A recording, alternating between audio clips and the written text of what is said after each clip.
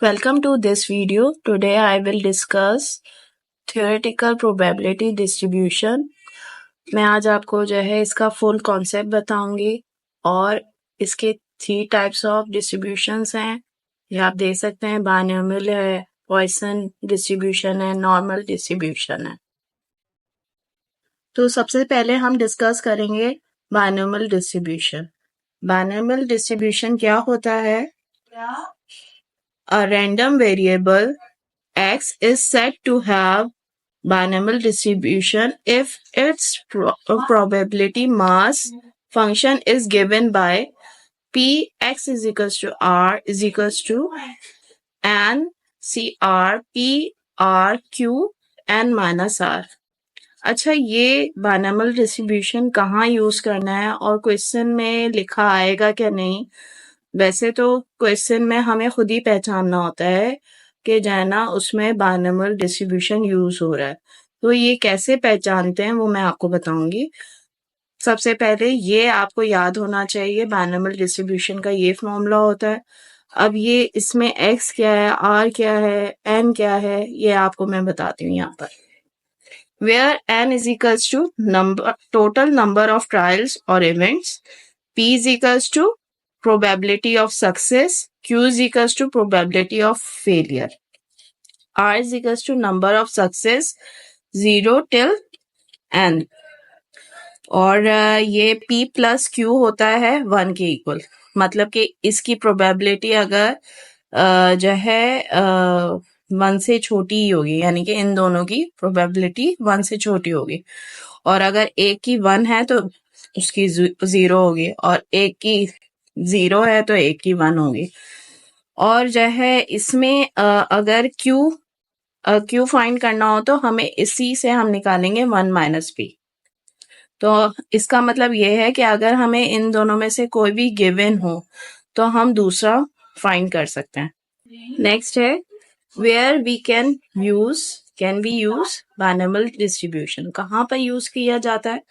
जहां पर कॉइन्स के बारे में बात हो, डाइस के बारे में, डाई के बारे में बात हो, सक्सेस और फेलियर हो, नंबर हो, या फिर जो है इन्फेक्टेड और नॉट इन्फेक्टेड हो, डिफेक्टेड हो या नॉट डिफेक्टेड हो। यानी कि आपकी इस क्वेश्चन में ऐसे कोई इस एक्सपेरिमेंट के बारे में बात हुई हो और उसका जो है आपको स्टैटिस्टिक्स निकालना हो तो आपको बायनॉमियल डिस्ट्रीब्यूशन यूज करनी होगी।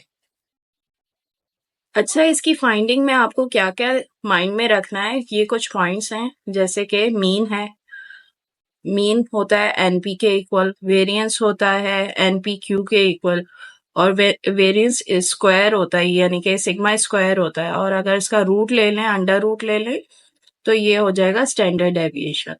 अच्छा, इसमें बायनॉमियल डिस्ट्रीब्यूशन में मीन बड़ा होता है वेरिएंस से, ये आपको याद रखना है। और आपको ये बहुत इम्पोर्टेंट है, जो आपको जो है अगर डायग्राम्स भी अगर ड्रॉ करनी हुई तो इसके थ्रू ही ड्रॉ कर सकते हैं। रफली आप ड्रॉ करके दिखाते हैं। और जो है इसमें पी अगर क्यू के बराबर हो तो ये बायनॉमियल डिस्ट्रीब्यूशन सिमेट्रिक होती है। और अगर p बड़ा है q से तो ये ऑब्वियस सी बात है 0.5 से भी बड़ी वैल्यू होगी p की, तो वो लेफ्ट की तरफ स्क्यूड होगा डिस्ट्रीब्यूशन। और अगर p लेस देन 0.5 है तो वो राइट की तरफ स्क्यूड होगा। अब हम आ जाते हैं पॉइसन डिस्ट्रीब्यूशन। पॉइसन डिस्ट्रीब्यूशन क्या होता है? A random variable x is said to have Poisson distribution if its probability mass function is given by px is equals to r exponential minus lambda की power r divided by r।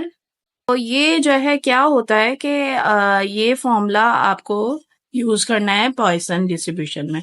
अच्छा, Poisson कैसे जो है हम पहचानेंगे, ये भी आपको मैं वर्डिंग्स वगैरह बता दूंगी और साथ में और भी बता दूंगी कि क्या चीज़ है।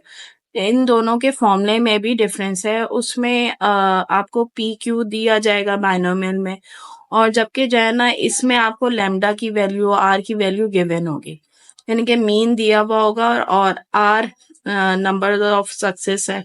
तो वो आपको गिवन होगा।